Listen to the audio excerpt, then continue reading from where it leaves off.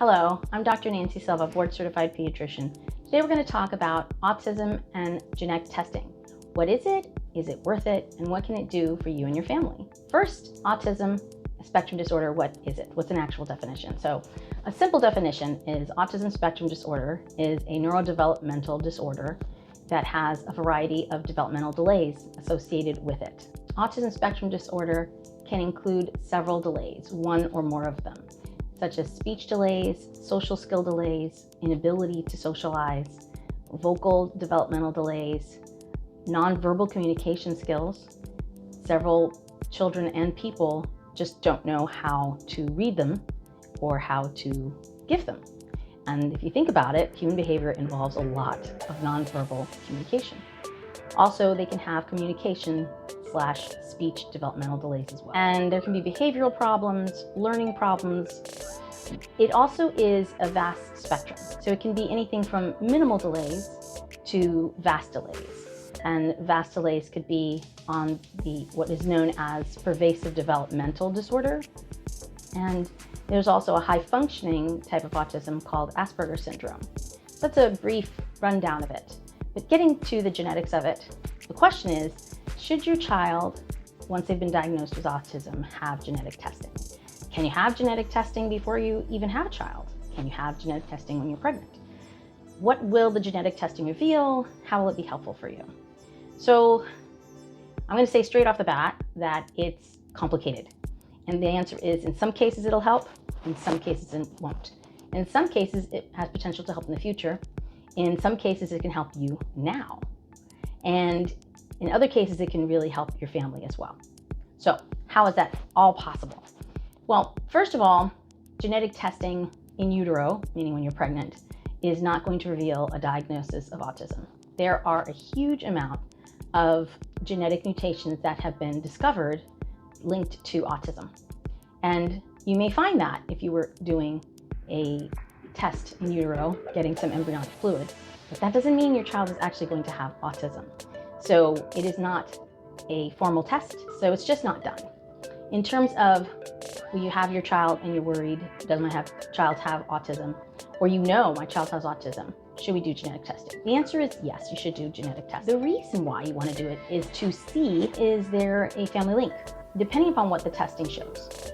The geneticist might recommend further testing for your other children and might even recommend testing for you as the birth mother and for the birth father to see if there is a pre-existing condition and genetic mutations in your chromosomal assay.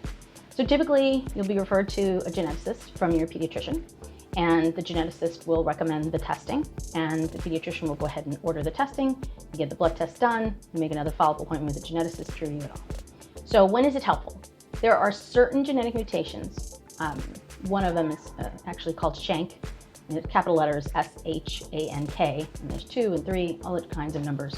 But more specifically, the different types of genetic mutations that can exist can be helpful in terms of tailoring treatment. So some of them are more common with vocal delays. Some of them are more common with learning delays. Some of them are more common with behavioral problems.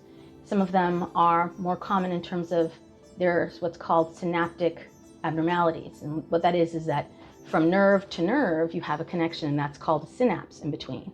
And if you're having a synaptic delay, that can be a problem as well. So depending upon what those delays are, your pediatrician can guide you to what type of therapies your child might need, might benefit from. So in general, physical therapy, occupational therapy, speech therapy, those are the most common, but you'd be surprised. There's something called ABA therapy, and basically it's a behavioral therapy, applied behavioral analysis therapy, and that can be helpful. But if you have a genetic idea of what your child has a delay in, then you would know I need more therapy in that department. When is it not helpful? Sometimes, many times, the genetic mutation is new, or it's not so common, and then what happens is nobody really knows what to do with it. So you're kind of on hold. What do you do with a genetic mutation that's either rare or uncommon, unusual, and there's no known treatment for it, there's no known definition for it? The answer is you have to wait. However, this can be beneficial in terms of Are there other children that you have that are starting to show signs and symptoms of autism spectrum disorder? So the geneticist might say, we really need to test all your children. Or you may have this rare mutation that 6 people in the world have, and they really want to know more. And only as you start accumulating the data, do you start being able to learn more about how this impacts your child. And it's not just impacting your child, because really it could take years. It could take 10 years, maybe 20 years, till they find out more. And it could take 1 year as well. But the point is, it can take a lot of time. Your child isn't going to be a child for so long. Your child is going to be an adult with autism as well. So this is going to be helpful for the future as well. You'd be surprised, but you can look back when your child is 20 or 30, and your child who's now an adult may be able to seek additional help. Genetic testing is very important because approximately 80% of all diagnoses of autism spectrum disorder will have a genetic mutation linked to it.